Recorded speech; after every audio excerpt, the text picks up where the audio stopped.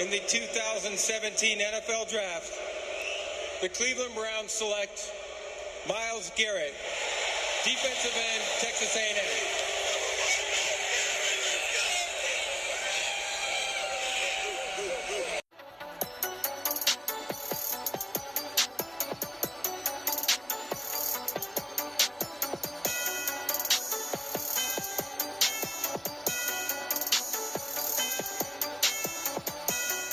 It is that time of the week again. Welcome to the 13th Dispute Sports Podcast Show. Thanks for tuning in, everybody. I'm your host, Kyle Neumann, joined by my good friend and co-host, Rhett Hensley.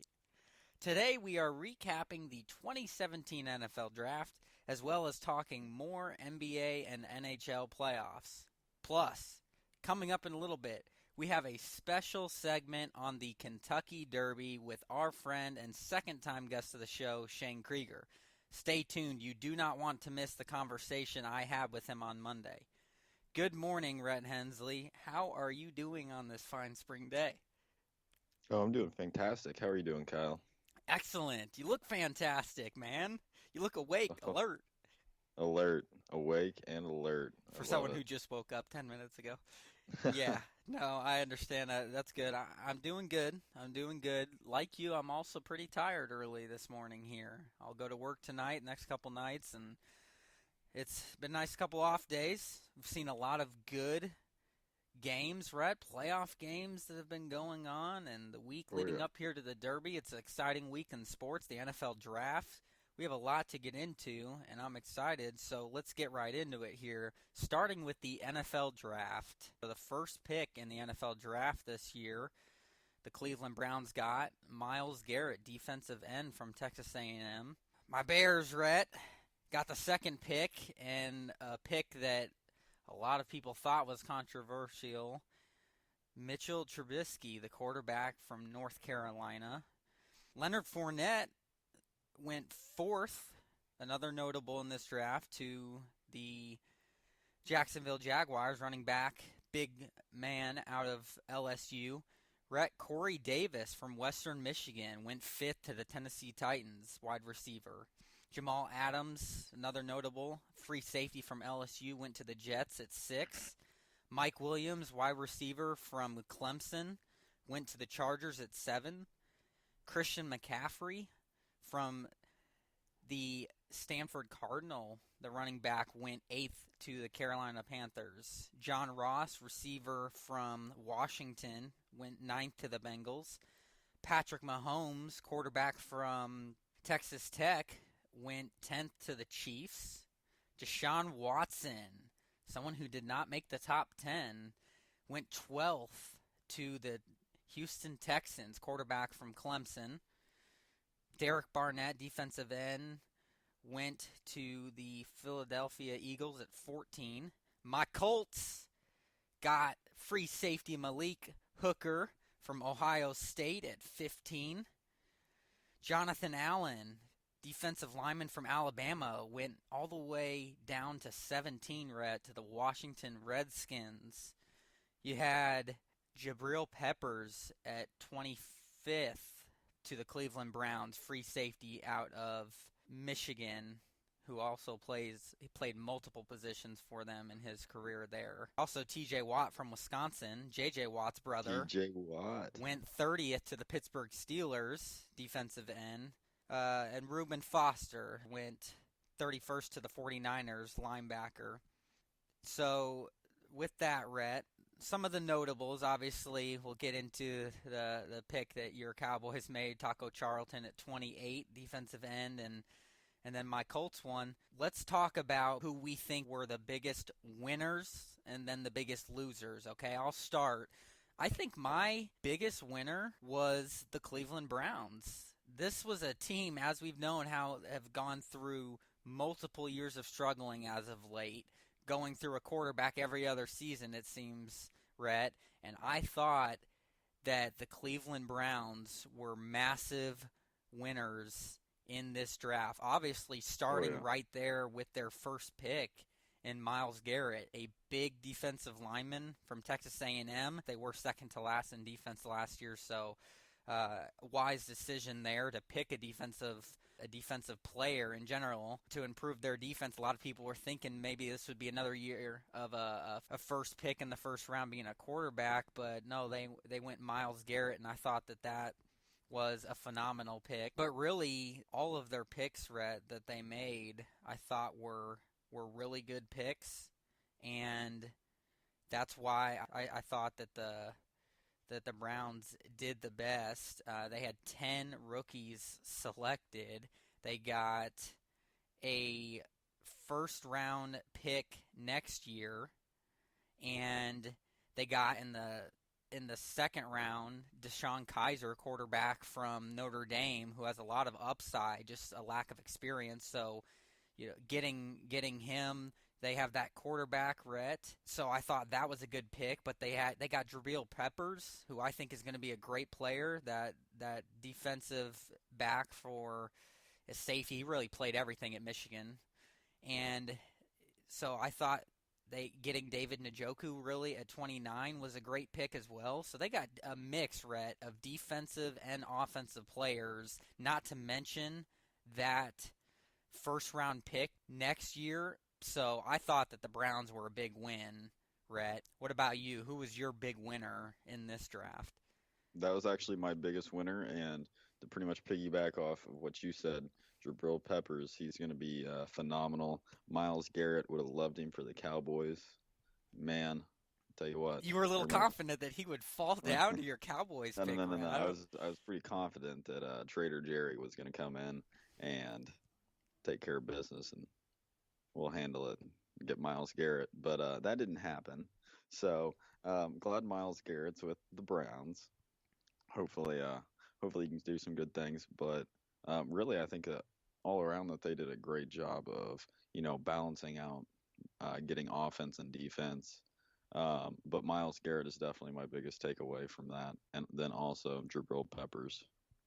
Yeah, I look at it, Rhett, and I'm like, that's what the Browns needed to do. They did what they needed to do because they've been struggling for so many years. So I thought that they did really good. So that was my big winner. One of my big losers, I think the Los Angeles Rams did not do very good at all. They didn't have a first-round pick because of the trade for Jared Goff last year. So I look at a couple of their notables, good players, but no big names really. They got Gerald Everett, tight end out of South Alabama, mid-major school. Then they got Cooper Kupp, a wide receiver out of Eastern Washington, right? And that was basically it for their big picks. Hurting not getting that first-round pick, but I think the Rams did the worst in this draft. A team that put a lot of eggs into the Jared Goff basket, struggled last year. Now we get to see with his first full year as a starting quarterback this year, Rhett, they did not get a lot of help on that team. And the city of Los Angeles, they already are wondering, oh, man, with that move there at the Rams, so bad last year, is this a bad sign to come? Are we, going to only get half the stadium full because this team is going to be so bad? I thought the Rams did the worst. What about you? I can agree with that, but also I thought the Lions did not do a great job. The Lions last season they weren't great for pass rushing, and they waited until the 6th round to pick a defensive player, which is not smart.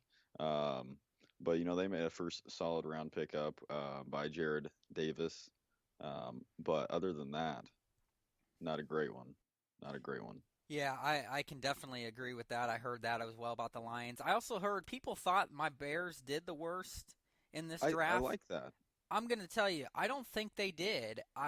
Yes, they took a risk with Mitchell Trubisky, but Rhett, the Bears need a backup quarterback and a potential quarterback. If he does pan out, it's going to look like a brilliant move because the quarterback situation after getting rid of Cutler, they sign a big contract to Mike Glennon, and you say who? Like, he's not that great of a quarterback. He's a decent starter, but you need somebody not just who could be a backup, maybe learn behind him, but potentially take his position.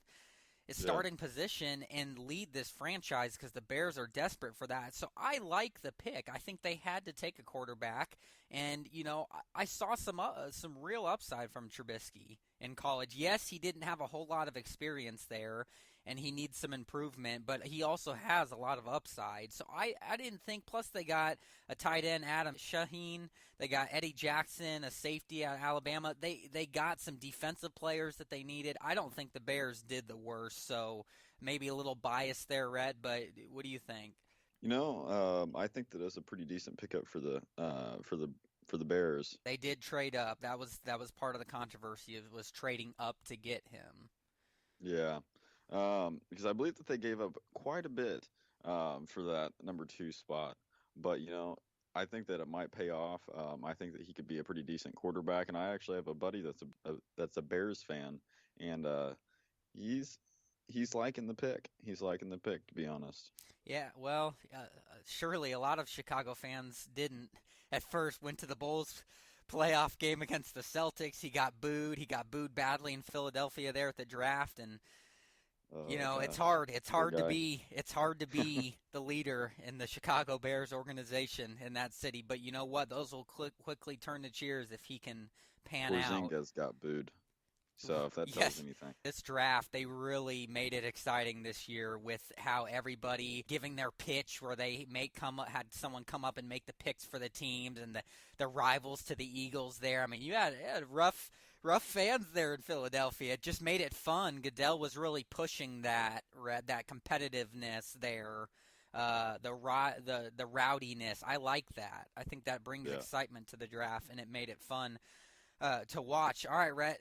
I will say this. Let's get into our teams here. But the Tennessee Titans did very well too. I thought the Titans were the next highest up there in my mind, behind the Browns, who did the best in this draft, which makes me nervous because they're already improving a lot. But by selecting the stud Corey Davis, 5th overall, wide receiver from Western Michigan, what they're doing, Rhett, is helping out Marcus Mariota and already an explosive offense. Then they pick Tywan Taylor, the stud out of my alma mater, Western Kentucky. So 2 great receivers, Rhett. They get a couple really good defensive players and a guard. I thought that they did really good, the Tennessee Titans. So I will have to say that there. I thought my Colts did good. I'll be honest, Rhett. That was my third best winner in this draft. My Colts did a great job. They got what they needed in the first round, picking up a defensive player. We're very thin in the secondary. Again, a defense where we were third to last year in defense, so we needed a defensive player. Get Malik Hooker, safety out of Ohio State, first team all Big Ten selection at number 15, Rhett. And then in the next 2 rounds, our defensive player, cornerback Quincy Wilson, defensive end Terrell Basham, and then we go offense. Then we get guard Zach Banner, running back Marlon Mack out of South Florida. Love that pickup. Obviously, Frank Gore, getting old to say the least, could use more youth at the running back position. I thought that was great. And then get a couple more defensive players, Rhett, to finish the draft. I thought my Colts did phenomenal in this draft. I think we'll make another pickup. Our offensive line we'll have a second year, Ryan Kelly, that we selected in the first round. I like our offensive line. It's getting better. Maybe we'll pick up another one in the offseason, Rhett. I thought the Colts did what they had to do in this draft. I loved it for my Colts. What did you think about the Colts? And then talk about your Cowboys. I can agree. The Colts did a pretty decent pickup. Everybody in Indiana is pretty excited, and they think that they're going to have a great season, which they should with that easy schedule. It is the easiest. It came out. It is the easiest schedule this upcoming season. Yeah, gosh. But moving on to the Dallas Cowboys, I'm pretty excited about Taco Charlton. I think that he's going to do some good things over here. But I think that there were a few people that people really wanted to go after instead of Taco Charleston. I think that they were really expecting the Dallas Cowboys to move up in the draft, but that did not end up happening. We were pretty notorious for that. But, Chidobe Aussie out of Colorado. He's another pickup that we had in the second round. Jordan Lewis, third round. But we also took somebody that could potentially replace Cole Beasley. He is my man. And that is something that I would not want to happen. I think that he's a great player for the Dallas Cowboys, and don't want to replace him, Kyle. That's for sure. That's understandable, but depth doesn't hurt. And overall, Rhett, you guys went defense heavy. Oh yeah, and you were 14th. You were top 15 defense last year. So look at how dominant your guys' offense was. I think you guys were winners. I'll admit it. I hate to say it, but I think you guys did really good in this draft. Taco Charlton, great pickup in the first round. I think that he'll have an immediate impact in a defense that you guys, again, middle of the pack, but you know what they say, defense wins championships. And if everyone in Cowboys Nation believes that Dak Prescott and Ezekiel Elliott, that wasn't just a fluke rookie season that they both had, and they are going to be legit again with those weapons and that offensive line, well, then why not go defense heavy? So I thought you guys did phenomenal in the draft. I really did. Your pickups were good, and I thought the fact that you did get a couple offensive players, I thought was solid. But focusing on defense was, I thought, the right thing. So, very, very good draft for you guys too. It'd be interesting to see how my Colts and your Cowboys play out this season with these picks. But one final thought, Rhett. I want another AFC South team that I thought didn't do too bad, but a lot of people really thought that they did terrible. And I'm curious of what you thought. The Texans picking Deshaun Watson at 12. A phenomenal quarterback in college at Clemson. Won the national title this past season over Alabama, Red. I'll be honest, I think he reminds me a lot of Dak Prescott. If you watch him, he has similar abilities in the way that he mixes running and passing the ball. Very underrated passer, like I think Dak Prescott is. I thought that they did good picking him, and a lot of people, especially Texans fans, thought they were taking such a risk on him. What do you think about that? Dak Prescott, he wasn't supposed to be really the superstar that he kind of came out to be on that first rookie season. But I think it's the people. I think that it's people that have something to prove that are always great. And, I'm definitely not willing to share the state of Texas with the new chap that's coming to town. So hopefully he stays in his territory. Yeah, well, I'll tell you one thing. It's just another example of a team that's getting better. Had the number one defense in the NFL last year. I'm looking at this division. All of a sudden, you say weakest schedule for the Colts. Well, all of a sudden, these teams turn it around here. The Texans, the Titans, the Jaguars have been improving.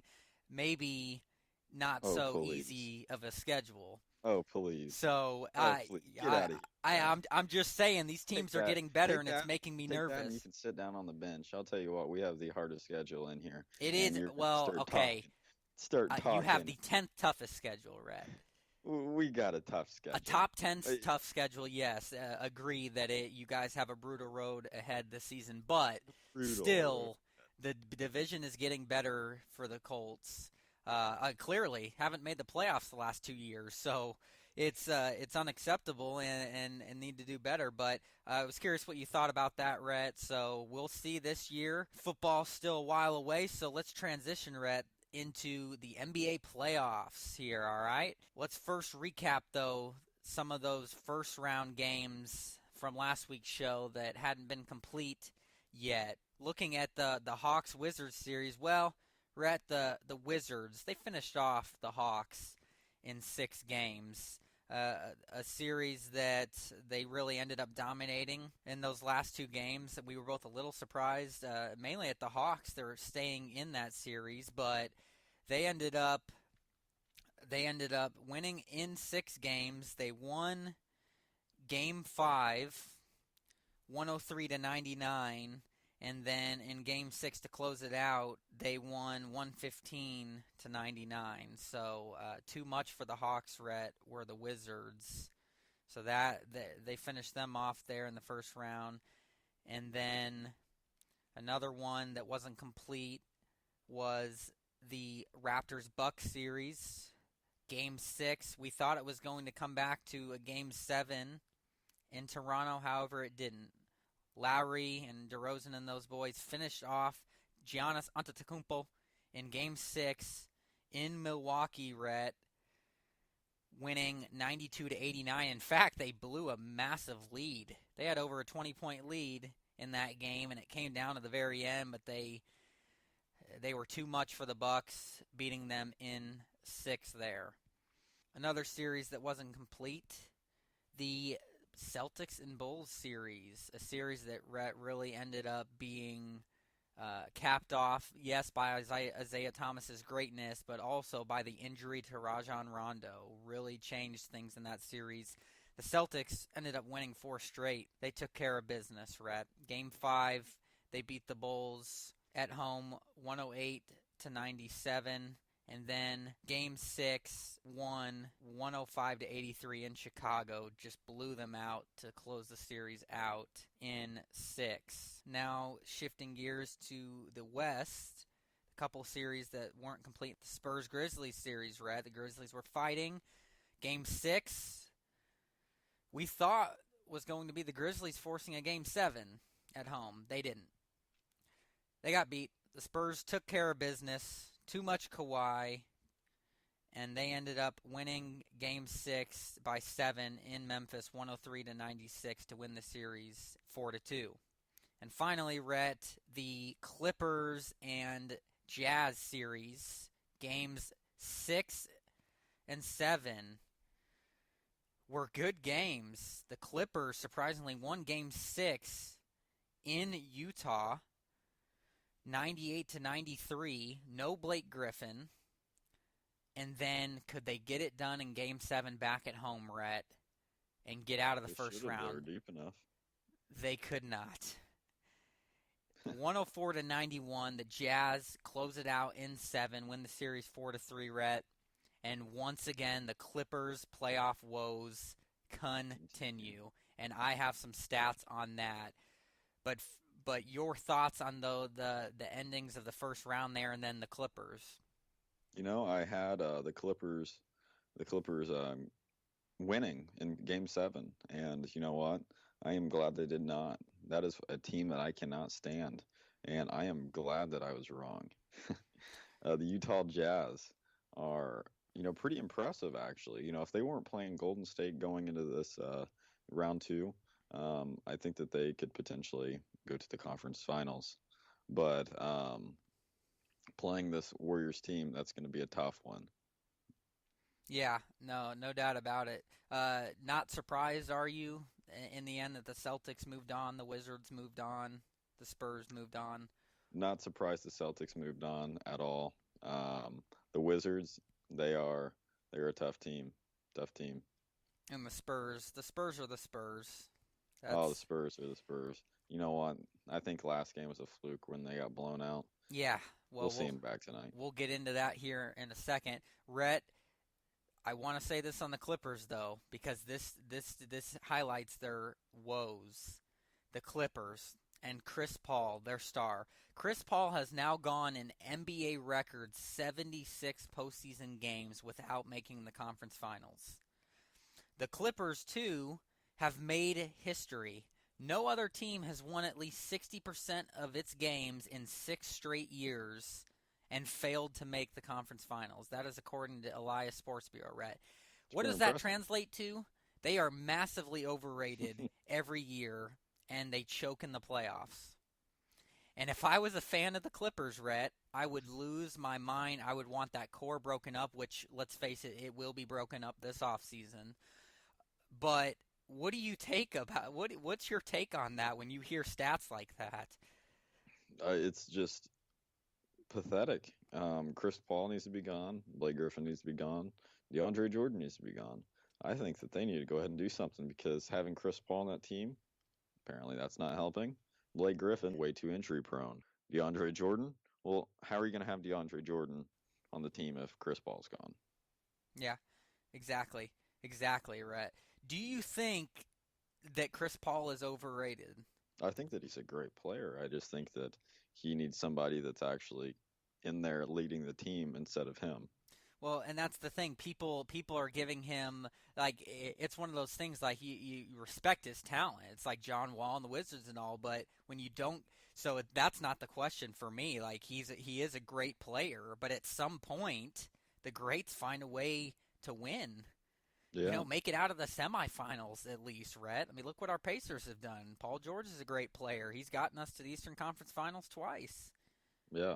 Against LeBron James. I mean, at some point, you've got to stop giving excuses for a person, I think. And yes, he's a great player, but when you have gone an NBA record 76 postseason games and not made a conference finals, and you're supposed to be, one of the superstar point guards in the league, I mean, that says something to me. So, anyways, I was curious what you thought about that, Rhett, but did it for the first round.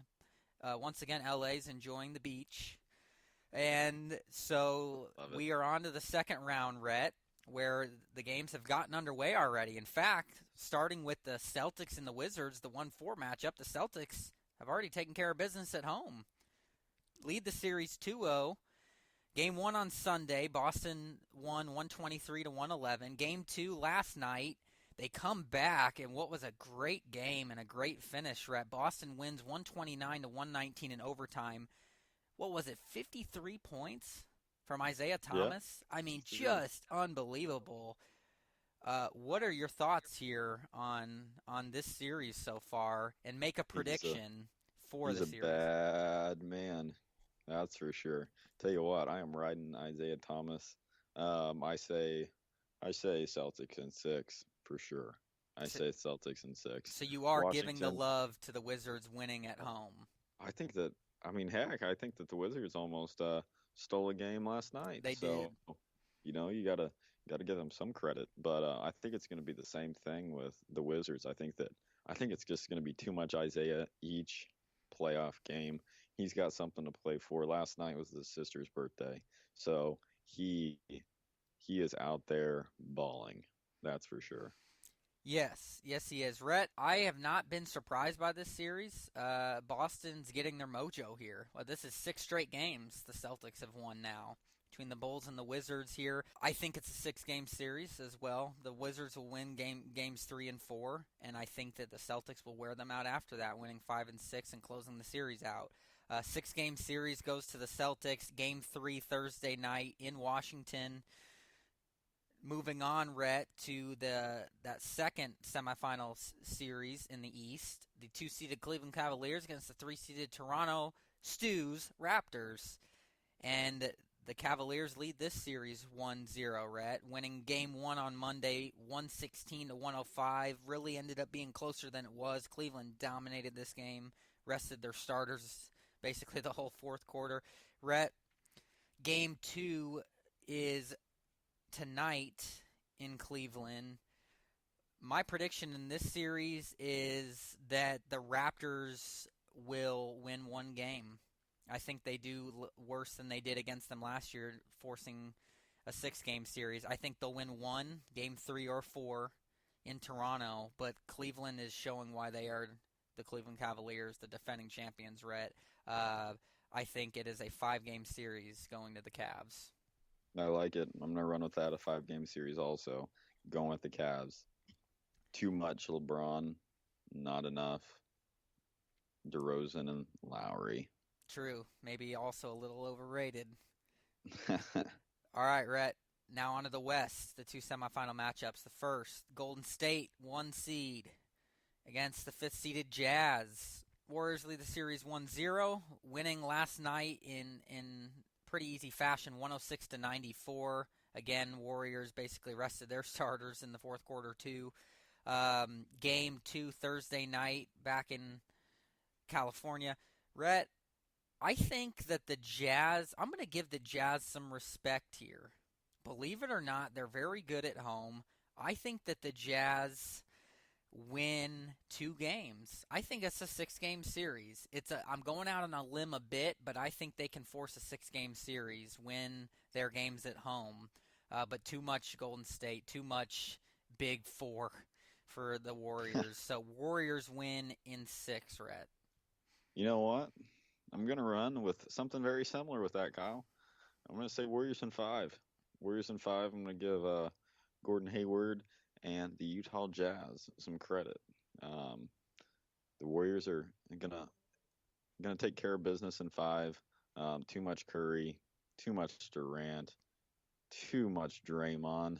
I'll tell you what, that team is just too much. Yes, they are. It's just too much, Kyle. They really are. And on that final semifinals matchup, Rhett, 2-seeded Spurs against the 3-seeded Rockets. The Rockets lead the series 1-0, winning in San Antonio Monday, Rhett, in blowout fashion. Like we talked about earlier, you don't see it very often. Houston won 126-99. Game 2 tonight in San Antonio. It will be a different story, Rhett. I think the Spurs do win tonight to square the series up. However, the Rockets did what they had to do.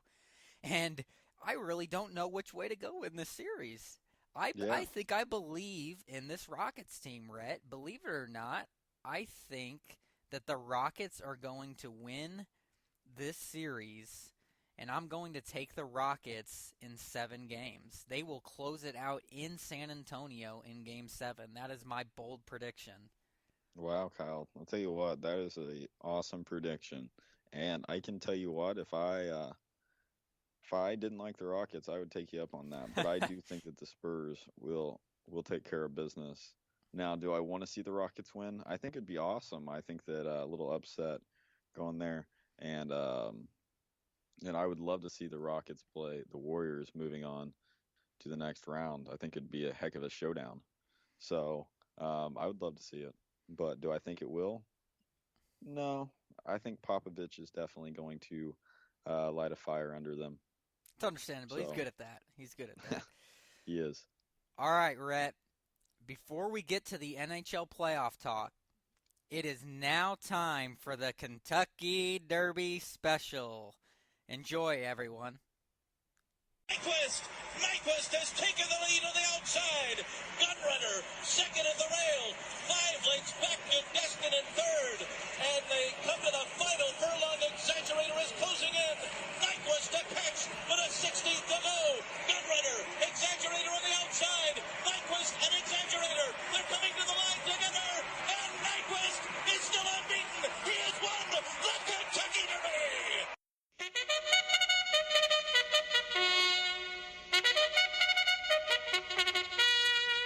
Welcome back to Dispute Sports, Mr. Shane Creager. My friend, it's great to have you on again. How are you doing on this fine Monday morning? Man, I'm doing awesome. It's Derby week, probably my favorite week of the year, and I'm glad to be back on. I appreciate it. Yeah, absolutely. Rhett couldn't join us this morning. He's at work, and so I'm running the show here as the host by myself with you, but looking forward to this Kentucky Derby special.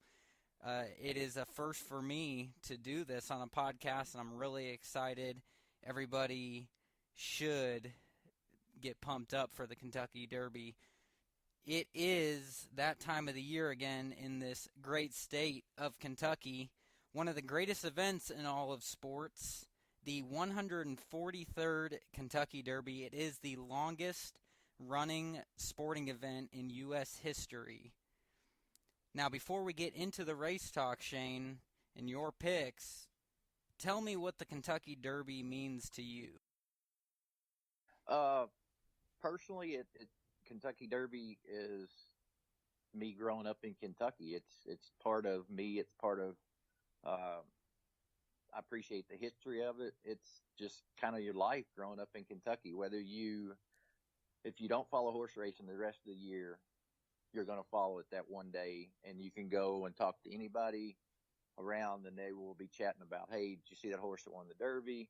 And it was really cool that 2 years ago when American Pharoah won and won the Triple Crown, which is the first time in 37 years. So right now there's a buzz in horse racing. Yeah, no doubt about it. Now, for people that might not know a whole lot about horse racing, tell the listeners why they should tune into the Kentucky Derby this Saturday.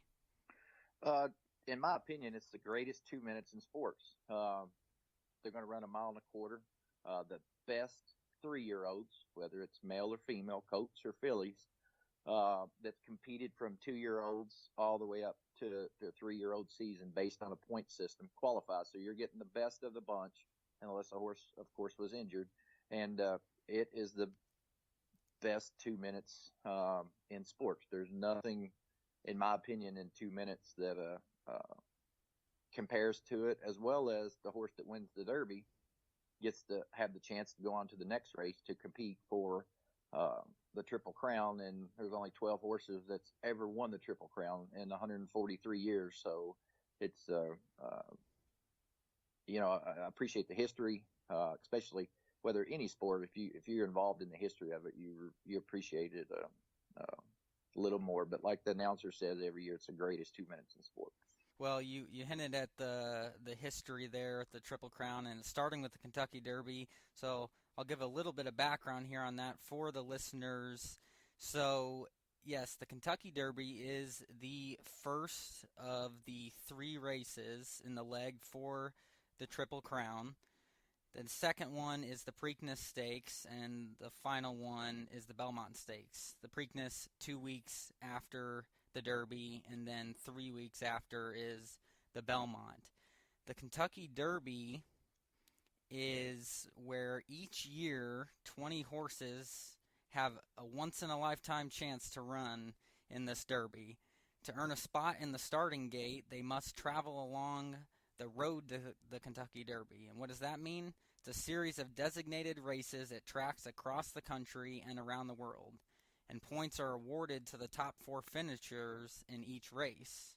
The 20 horses with the most points will earn a spot in the starting gate on the first Saturday in May, this upcoming Saturday. The post time is 6:34 p.m. Eastern this Saturday. Coverage is on NBC from 2:30 to 7:20. So that does it for really the background of it. Now let's get into the race talk, Shane, and of course at the end your picks and you making me and Rhett as well as all of our other listeners some good money. But let's talk here about the favorites going into this year. For people who maybe didn't watch last year's, Nyquist was last year's Derby winner. The favorite last year became just the 5th horse since 1990 to win the Derby from gate 13th, or the 13th spot.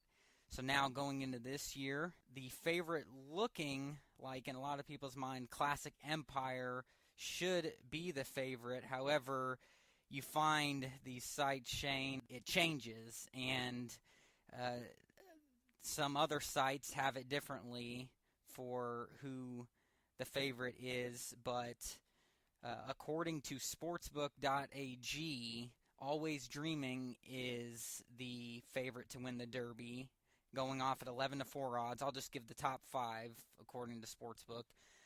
McCracken is second, 15-4 odds. Classic Empire for them is third, 11-2 odds. You have Gunavera fourth, 11-2 odds, and then IRAP fifth at 11-2 odds. A lot of the odds from that point on, though, really close, and it's like you say, Shane, the favorites rarely win it. You know, I'm kind of thinking that this might be one of those years. From what I am hearing and reading, it's very up in the air, and it's one of those things where, I'm sure you knew this, Shane, the West Coast has dominated of late in the Kentucky Derby. West Coast horses have won 4 of the last 5 Kentucky Derbies. That was Nyquist last year, American Pharoah the year before, as you mentioned, California Chrome, and I'll Have Another. But the field is thin this year for their horses after Mastery's injury. So I'll ask you, Shane, what do you think about the favorites that I mentioned there going into this thing here, and your thoughts on who you really think has a good chance? Well, Wednesday, just the post position draw, and doing your research, if a horse draws the 1 hole or really the 2, More so the one, you can forget it. There's never been a horse from the one hole that won in a 20 horse field. But assuming that everybody gets a fair draw, a couple of my thoughts. Classic Empire, and I'm going to relate this to the NBA. He's kind of like Dennis Rodman. He's the bad boy of horse racing. He about a month ago. Well, let me back up. His first prep of the year, which was the Fountain of Youth, he just threw a dud in. Or I'm sorry, it was the Holy Bull. He threw a dud in. Then after that, he didn't even want to train. He would just go to the track and come back. They could not get him to work. And Classic Empire was the 2-year-old champ last year. He did win the Breeders' Cup Juvenile, so he was the winner book favorite going in. And so his first race of the year, he throws a dud. Then for a few weeks, he just refuses to train. And then his second race, which was 2 months in between the Holy Bull and the Arkansas Derby, which was run a couple weeks ago, he destroyed the field. So obviously Classic Empire is the most talented of the bunch by far. But you got the Dennis Rodman bad boy factor.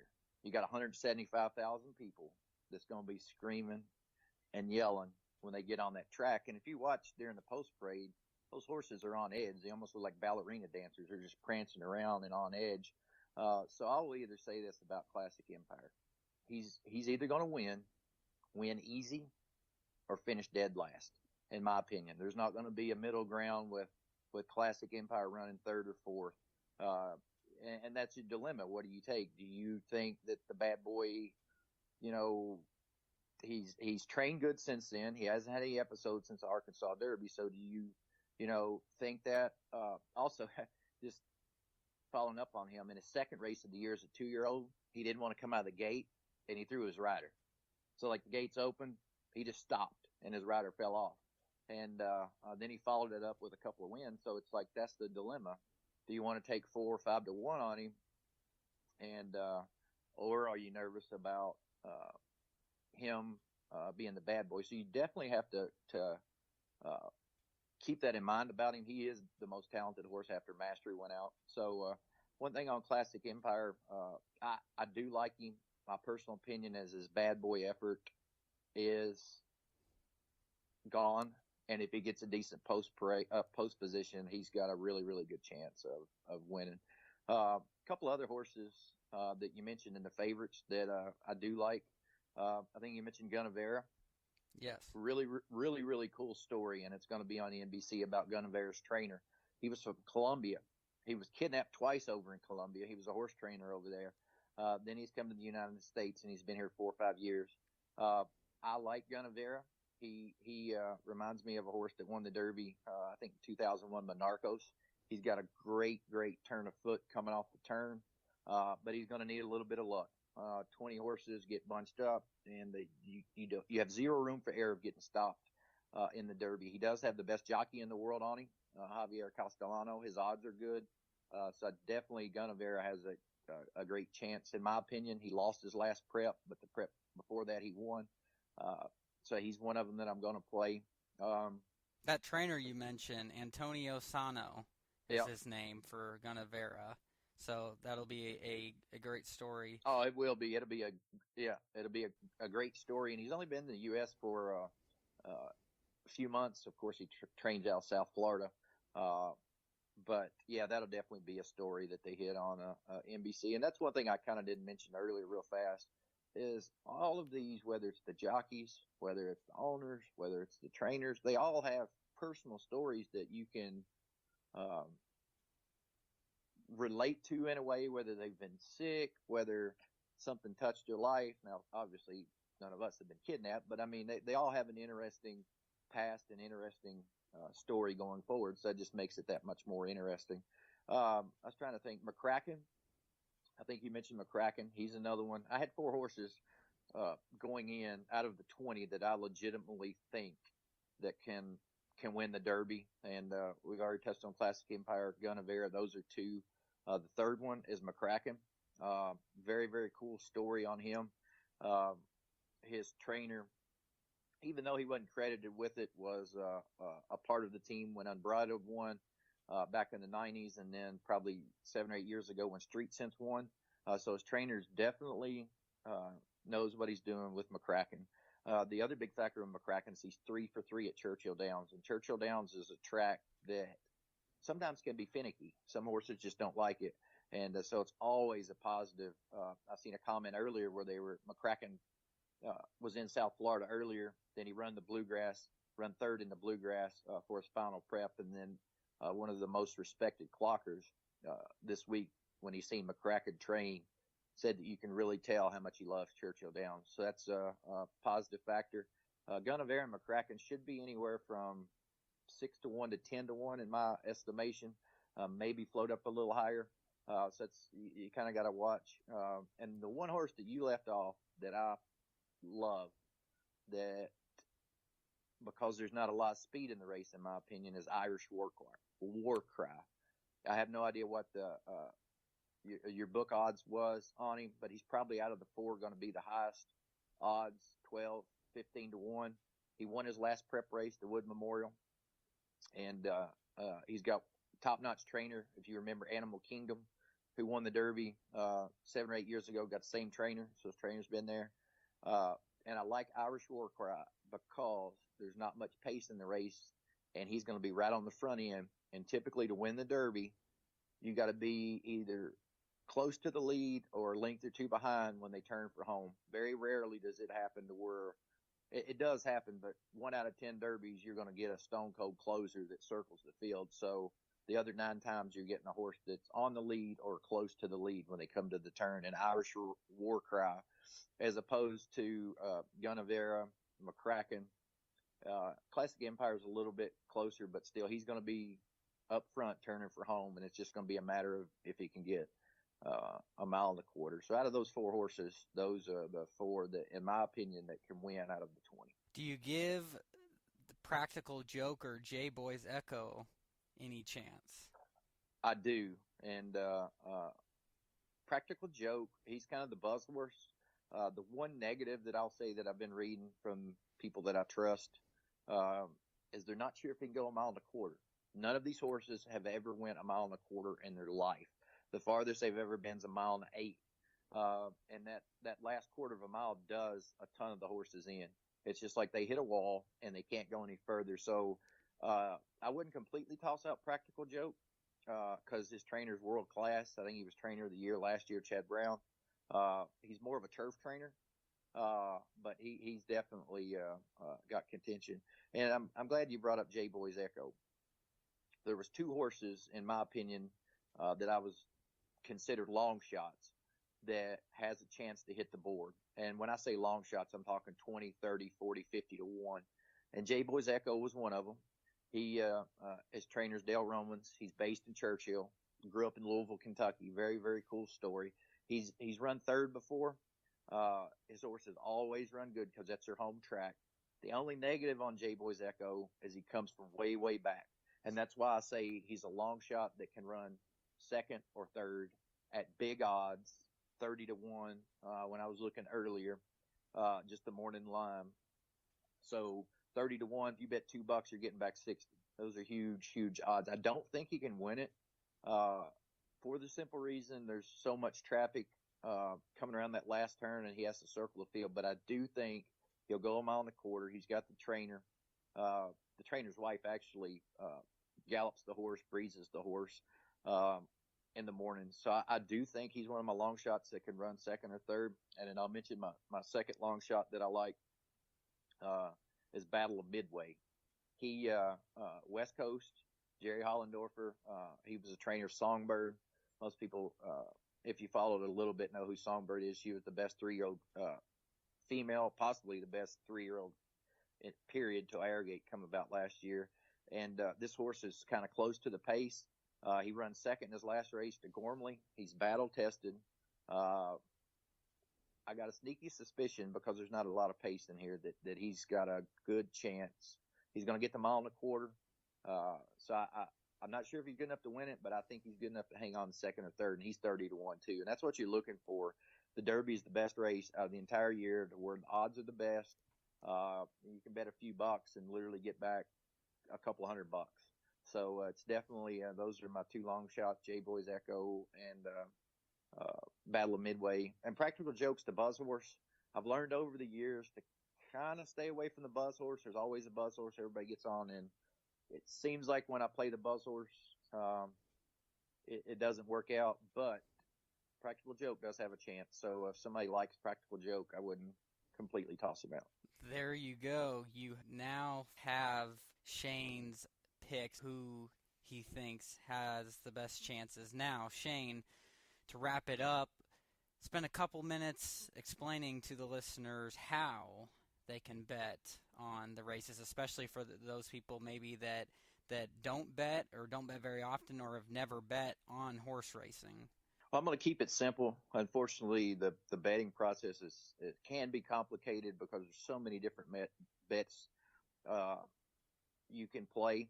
I kind of thought I'd throw $100 budget out there for everybody, just because it may be the only time they bet. $100, more than likely isn't gonna hurt you. But to me, the risk and reward factor is definitely worth betting $100. But two bets I'm gonna make. I'm gonna make it simple. There's an exacta bet that I love to play, meaning that out of those four horses, you put them on top, and then you make it to where all the other horses, no matter who it is, run second. So if one of those four horses win, you're going to win in the exacta, and the exacta is the 1-2 finishers. And I was telling you earlier, I hit one. That's been 8 or 10 years ago, but I made a $4 exacta bet and won $1,000. So it's a good bet. You get very, very good returns.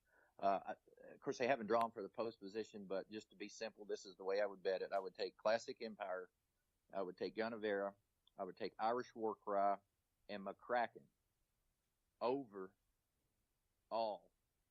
That's how you bet it. You just, whatever those four numbers are going to be when they draw, you bet those four horses, and you just walk up to the window and say over all. And when I say all, that means, just like I said, if those four horses win, no matter who runs second, you're gonna cash a ticket. And so let's give you a simple term. Say Irish War Cry wins at 10-1, and J Boys Echo runs second. So you got a 10-1 over a 30-1. You're looking at like an $800 exact. And that bet cost $76. That bet right there would cost you $76. Now, if you don't have $76, you don't have to bet all four of them to win. If you only want to bet one of them, then pick the four that you like out of those and bet it over the field. That way you don't have to worry about who runs second. It's virtually impossible out of a 20-horse field to guess who's going to run second. I mean, it is. So you just say overall, and you get the entire field to run second.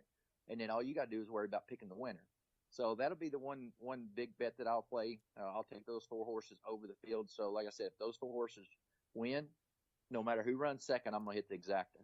And the exacta always pays. I think the average, if you look over the history of the Derby, that exacta pays like $600, something like that. So for it could be a $19 wager if you only did one, but I would do four. So that's $76 to get a return of $600. That's pretty good. And then the second wager I would make, just to make it in simple terms, I would bet what we call across the board, but it's actually a win, place, show, meaning that if the horses run first, second, or third, you're going to get paid. And those two horses were the two long shots that I was talking about, Battle of Midway and J Boys Echo. So whatever amount you want to bet, if you want to bet $2, that would be $2 across the board. That would cost you $6 to bet on J Boys Echo or to bet on Battle of Midway. And you can, usually I do a $5 win, play, show or a $10 win, play, show. So you're going to get a pretty good turn. So like, say you did a $10 win, play, show on J Boys Echo, it's 30-1.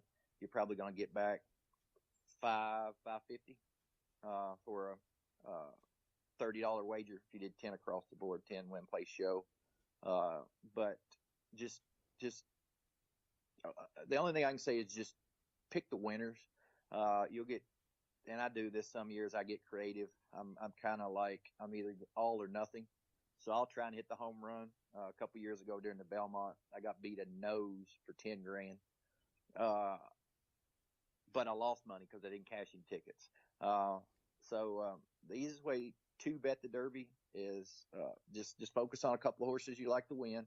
Like I said, those are my opinions. You can get on 100 different sites, and some of those horses will be in there, but everybody will have 2 or 3 that I didn't mention. That just you kind of go by your gut, and following it all year. That's kind of the 4 that I like with those 2 long shots, and hopefully your listeners will cash some tickets, and hopefully I will get invited back. One other few seconds talking about this. There's many different ways to actually bet the Derby. I'm going to name out 2 or 3 websites that you can get on. It's simple, secure. They're the largest gaming or largest horse racing gaming sites. If you don't want to go to Kentucky Downs, you can go there. And they have a huge day down there. It's a big party, lunch, supper. You can actually go there. You can go to the Kentucky Derby by all means. If you want to go deal with 175,000 people, go ahead. kind of not my cup of tea. To actually, I've been a couple times, but I don't do good in big crowds, and I can't focus on. It's like Mardi Gras for a day. And but real quick, couple sites that are really good and secure, and they all have experts that will make different opinions, and you can actually bet their tickets. But TVG, that's TVG Television Gaming Network. That's the largest one that's been around for, 15 years. Simple, secure. Make the wager. Doesn't cost anything other than, whatever money you put in there. It's in your TVG account. You have it in your bank account in a few days. Instantly, if you do win, the money's in there. Expressbet.com is another one that I like the handicappers on there. And then the third one is Churchill Downs' actual website. One of my Facebook followers that we chat sometimes. He's a dude that I respect and trust. He kind of runs it, but it's twinspires.com. Those are the 3 that if I was gonna deposit some money, they have promotions going on. So like, if you deposit 100, most of them's going to give you 100 or 150. So it's a good deal. But good luck. And Kyle, I appreciate you inviting me back on. Hopefully, like I said, we can have the winners or the listeners cash some winning tickets. But regardless, it's the greatest 2 minutes in sports, whether you cash a ticket or not. Absolutely. And one final thing, everyone, you can also go to KentuckyDerby.com, and you can bet right there from the website. So that'll take you to twinspires.com. Excellent. Yep, that will take you directly to Twin Spires. If you just want to read about it before you actually formulate an opinion, the Daily Racing Form, which has been around as long as the Derby, it's been around over 100 years. That's probably the most noteworthy as far as handicapping information, the Daily Racing Form. And then the second one that I used a lot that's just general information that tells you about works, how the horses are doing, is the bloodhorse.com. Those are the 2 populars, just reading and kind of see what's going on. There's a ton of them out there, but those are the 2 that I kind of check every day. It's so easy now. I can log into my phone. I watched a horse work this morning at Churchill Downs off my phone. So technology's amazing. It is indeed.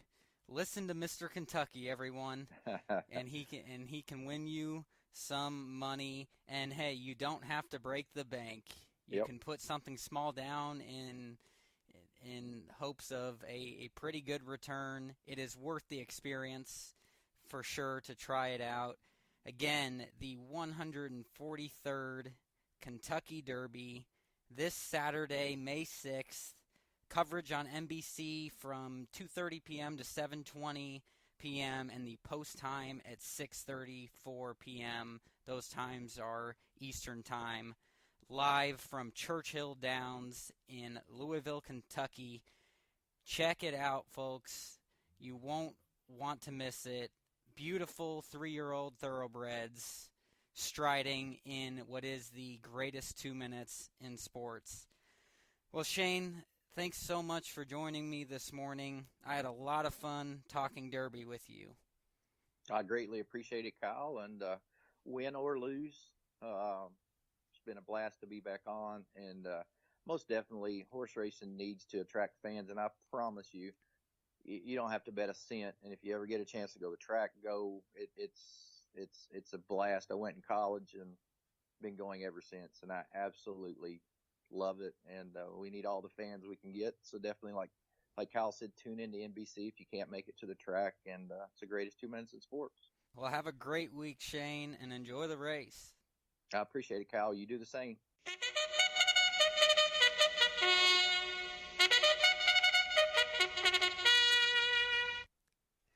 Welcome back into Dispute Sports. Hopefully you all enjoyed that Derby special. Rhett, Shane sure knows his horse racing. Holy cow, man. I'll tell you what. Shane does know his stuff. Thank you for coming on, Shane. That was phenomenal. Too bad I couldn't been there for that. Wow, I definitely going to have to take that into consideration and hopefully make some picks. Hey, I'm telling you guys, be prepared to make some money if you put a small bet or two down on his picks. Okay, Rhett Hensley, it is now time for playoff hockey talk, all right? And we will start it. Of course, we're in the semifinals here. Hockey's a little ahead of the NBA. And I'm going to start with a series that has been so physical, Rhett. And I watched Game 4 last night between the Predators and the Blues. And boy, are the Predators looking like Smashville right now. Won Game 4 last night against the Blues. They now lead the series 3-1. They can close it out in Game 5 back in St. Louis on Friday night, Rhett. And the series so far has been, like I said, very physical. Of course, Nashville last night winning 2-1. Game 3 at home won 3-1. And Rhett, this series, oh man, I mean, we saw fights. It was constant. Players in the penalty box, multiple at times. We saw such physicality, and Nashville just proving, Rhett, they have such a home crowd advantage. It's been a fun series to watch.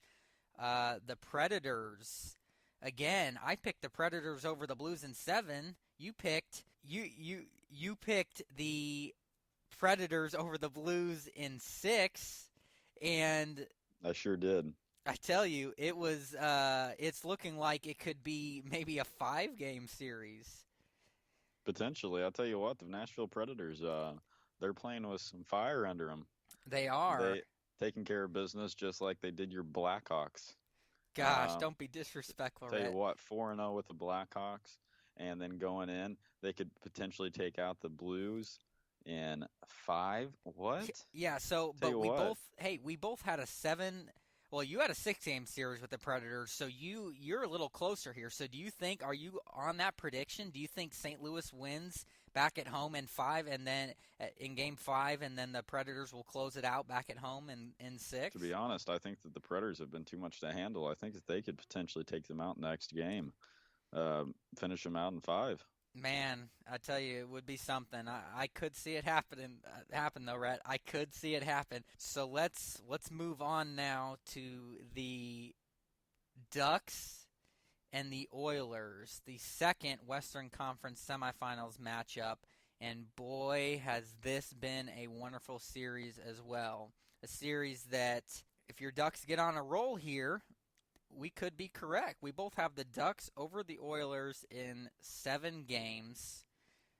And so far, in the first 2 games was all Edmonton, taking a 2-0 series lead, winning both games in Anaheim. And now it is a 2-1 series lead for the Oilers because Anaheim got on track in Canada, winning against the Oilers 6-3 on Sunday. And now Game 4 back in Edmonton is tonight, where Anaheim can try and square the series on the road and bring it back home for Game 5, take control of this series again, Rhett. I would love to see it happen for your Ducks because we want to see that Ducks and Predators matchup. Now Anaheim in a situation able to force a tied series and the series back in their favor at home for Game 5 if they can win tonight, Rhett. You know what? I think it happens. Anaheim, It's one a of the tough best. game on the road. It is. That is a wild environment. They Ducks are like it, though. one of the best road teams in the NHL, though, right? And I think your quack Ducks square the series up tonight against the Oilers. Your thoughts? I definitely think they can, but it's going to be a high-scoring game. I'll tell you what. These games so far have been pretty impressive with the score. It's action-packed, and I'm liking it. It's physical play, kind of like your Predators game, and so far it's just been enjoyable to watch. I think it's going to be a lot of what they did with the Flames, scoring quickly at the beginning of the game and setting the tone quick. Yeah, agreed. They need some good goaltending too, because the Oilers proved that. I mean, they made the Ducks score 6 goals because they kept coming back. Yeah, So they sure did. They're going. Your Ducks need to have some good goaltending, for sure. But all right, Rhett. Now the Senators and the Rangers series, another series that has been very good. The Senators winning the first 2 games in Ottawa, drop game 3 last night to the Rangers, 4-1. Series now a 2-1 lead for the Senators, with game 4 being tomorrow night in Madison Square Garden. Red, the Rangers getting right back into this series here, and we both had the Senators over the Rangers in 7. I'm sticking with that prediction, but I do think the Rangers win game 4. And it's a heck of a series. It's been physical. It's been like these other 2 playoff matchups we talked about. I expect the Rangers to take care of business in home in game 4, but I do like the Senators in 7 still, Red. You? I'm going to run with that too. I think that the Senators are going to take care of business. I think New York's probably going to even up the series, but I think it's going to be a 7-game series. All right, and the final series, the Capitals and the Penguins, the old rivalry. Well, Washington finally got back on track, like your Ducks winning on the road in a must-win Game 3 on Monday. They beat Pittsburgh after a late rally by the Penguins, down 2-0. They scored in the last 2 minutes of the game twice to force overtime, but the injury, Rhett, to Sidney Crosby, which turned out such worse news than people might have thought for the Penguins. He has his 5th concussion of his career, and he may not. He's been ruled out for Game 4 tonight in Pittsburgh. He may not play again in this series or the playoffs, and there's talks about if it's that bad, he may retire because of having his 5th concussion. You feel awful. It was a dirty cross-check from the Capitals. They got a 5-minute major and a game misconduct. The player, I can't think of his name right now, who did hit him, but it didn't look good, Rhett. And I think because of that, I hate to say it, but you lose your star player. The Capitals have a lot of firepower, and they get back in this series. And I'm going to stick with my prediction in Capitals over in 7 games. I think they square the series up in Pittsburgh tonight. And Rhett, I think they win this in 7, and I hate to say it, but that injury to Crosby is going to be the difference maker. Your thoughts? Yeah, well, hopefully he's able to make it back, and hopefully it's not as serious as they're thinking it is. Because tell you what, concussions are not fun. They aren't, and it's like the NFL. You have to pass the concussion protocol, and he did not for Game 4. And I'll tell you what, Rhett. There would be nothing worse than sitting there wanting to do everything to get out there on the ice to help your team win, especially if the series starts to slip away and you can't. But what you had the Penguins in 7. Do you think do you still hold true to that? Even if Crosby does not play the rest of the series? I'm going to hold strong. I'm going with a 7-game series, Penguins. They do have a lot of firepower, even without Crosby. And they've been a team that's been dealing with injuries all year long. So do you think that Washington wins in Pittsburgh again tonight for Game 4? I think that they're going to even up the series. I think that definitely they're going to take advantage of Crosby being out tonight. But I think that the Penguins will be able to maneuver for the next game to position themselves in a better spot than what they will tonight. Just because they're going to have to learn how to play without Crosby. Very, very out true. On the ice, so. Yes, that is true. They will. You have to adapt, Rhett. you have to adapt, and on the fly, sometimes injuries, things happen like that, and you've got to go with it. All right, Rhett. Well, that does it for playoff hockey talk as well. That does it for this extra hour-long special of the 13th Dispute Sports Show. Thank you for tuning in, everybody. Don't forget, you can now subscribe to our podcast on iTunes and have every episode available to you as soon as they are posted each week, right on your smartphone or tablet. You can also catch all of our podcasts on our website, DisputeSports.com.